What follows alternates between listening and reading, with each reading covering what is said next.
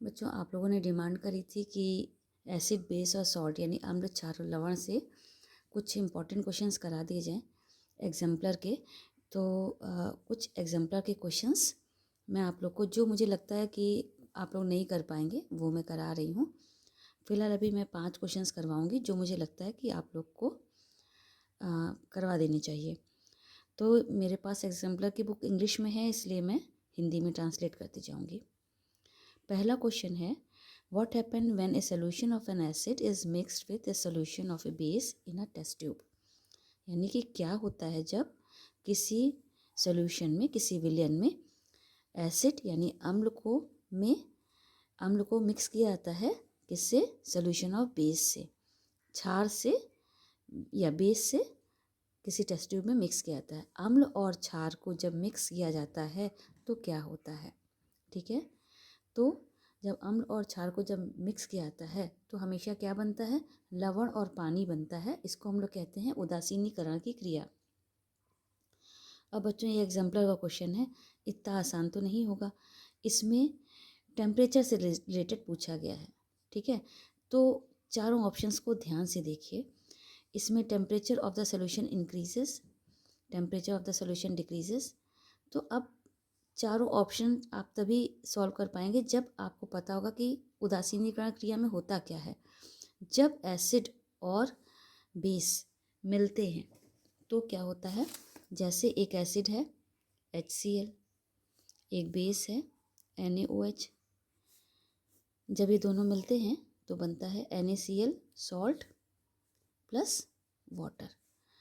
अब ये सॉल्ट है, लवण है, ये तो आपको पता है।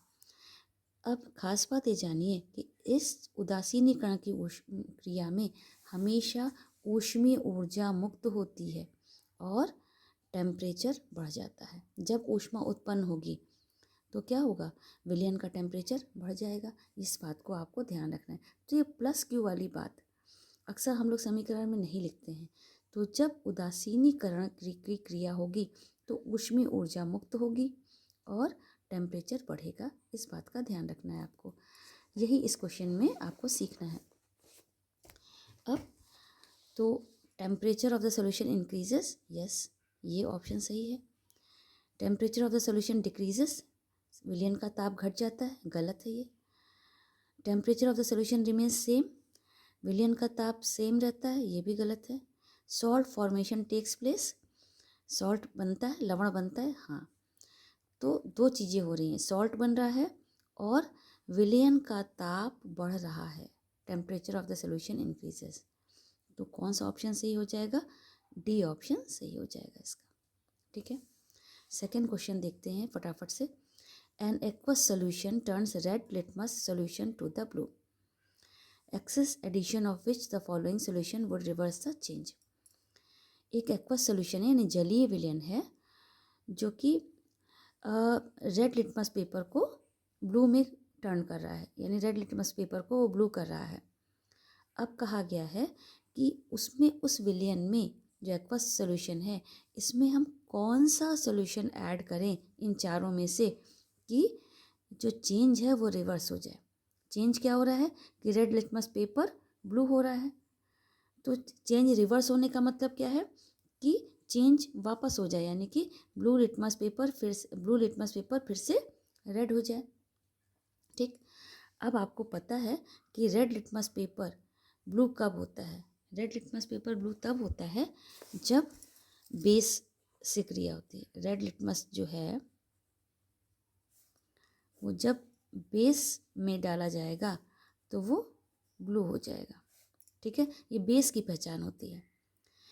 अब अगर हमको सिचुएशन रिवर्स करनी है, ब्लू को वापस रेड करना है, ठीक है, कहा गया है कि जो भी स्थिति है उसको हम रिवर्स करें, उल्टा करें, यानी पहले जैसी स्थिति में आ जाए।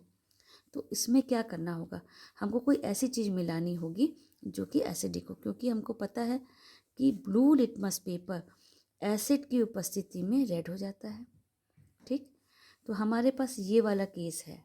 रेड लिटमस पेपर जो है वो बेस के बेसिक सोल्यूशन है तो वो ब्लू हो गया है, ये डन है, हो चुका है। हमें क्या करना है? ब्लू को वापस रेड में करना है। कैसे होगा? एसिड से। यानी अगर हम विलयन में कोई एसिड डाल दें तो ब्लू लिटमस पेपर रेड हो जाएगा। अब आइए देखते हैं इसमें क्या क्या ऑप्शन दे रखे हैं। बेकिंग पाउडर, ये इसकी प्रकृति जो होती है वो बेसिक होती है, क्षारीय होती है, इसलिए हम नहीं यूज़ करेंगे इसको।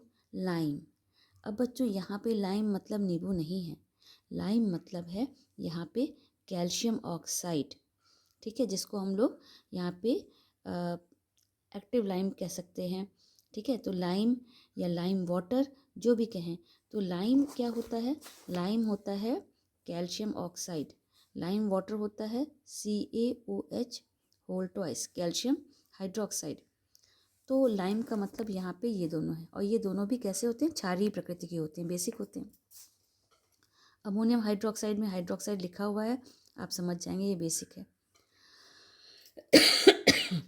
तो एसिड क्या हुआ, हाइड्रोक्लोरिक एसिड, तो करेक्ट ऑप्शन हो जाएगा हाइड्रोक्लोरिक एसिड, जो कि हमारी सिचुएशन को रिवर्स करेगा। ब्लू लिटमस जो ब्लू सोल्यूशन है, जो ब्लू लिटमस पेपर है, उसको रेड कर देगा। तो ऑप्शन हो जाएगा D.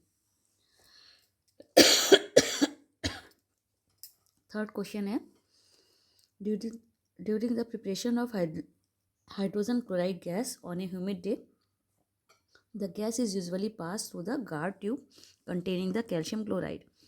The role of calcium chloride taken in the guard tube is to। Question में कहा गया है कि एक नमी वाले दिन में, ह्यूमिड डे में मतलब नमी वाले दिन में, हाइड्रोजन क्लोराइड गैस बनाई जा रही थी।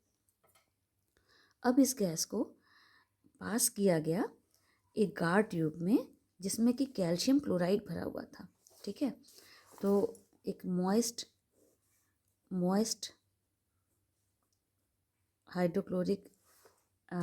हाइड्रोजन क्लोराइड गैस थी, इसको पास किया गया एक गार्ड ट्यूब में इस तरह से, जिसमें कि क्या भरा हुआ है, कैल्शियम क्लोराइड भरा हुआ है, ठीक। तो कहा गया है तो क्या होगा, ठीक है। तो ये कैल्शियम क्लोराइड क्या करे, the role of calcium chloride, calcium chloride का जो गार्ड ट्यूब में भरा हुआ है उसका क्या रोल है, वो गैस को, निकलने वाली गैस को एब्जॉर्ब कर लेगा, सोख लेगा, एब्जॉर्ब द इवॉल्व गैस, निकलने वाली गैस को सोख लेगा, मॉइस्चर द गैस, गैस को नम कर देगा, absorb moisture from the gas, gas में से नमी को सोख लेगा, absorb chloride and from the evolve gas, निकलने वाली गैस से गैस को में से क्लोराइड आयन को एब्जॉर्ब कर लेगा। तो बच्चों इस बात को आपको ध्यान रखना पड़ेगा। जो कैल्शियम क्लोराइड होता है, कैल्शियम क्लोराइड, इसका यूज़ किया जाता है नमी को सोखने के लिए। क्योंकि हाइड्रोजन क्लोराइड गैस जो है वो नमी वाले दिन में बनाई जा रही है, तो उसमें नमी होगी, नमी उपस्थित होगी, तो उसको ऐसे में जब भी कभी इस तरह की जो नमी वाली गैस होती है या गैस में नमी उपस्थित होती है या वाटर वेपर्स उपस्थित होते हैं, तो हमेशा ध्यान रखिए उसको ड्राई करने के लिए हमेशा कैल्शियम क्लोराइड के घोल से कैल्शियम क्लोराइड के मिक्सचर से पास किया जाता है। सॉरी, कैल्शियम क्लोराइड का मिक्सचर नहीं है, कैल्शियम क्लोराइड से पास किया जाता है। तो यहाँ पे ऑप्शन हो जाएगा absorb moisture from the gas, वो गैस से नमी को एब्जॉर्ब कर लेगा। तो थर्ड ऑप्शन सही हो जाएगा इसका, सी ऑप्शन। फोर्थ क्वेश्चन देखते हैं, which of the following salts does not contain water of crystallization. Crystalline water किस सॉल्ट में है, ठीक है।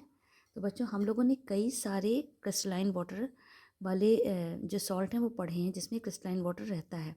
जैसे हम लोगों के कोर्स में 10th क्लास के कोर्स में है वॉशिंग सोडा है। तो सबसे पहले ब्लू विट्रियोल आप लोगों ने नहीं पढ़ा है।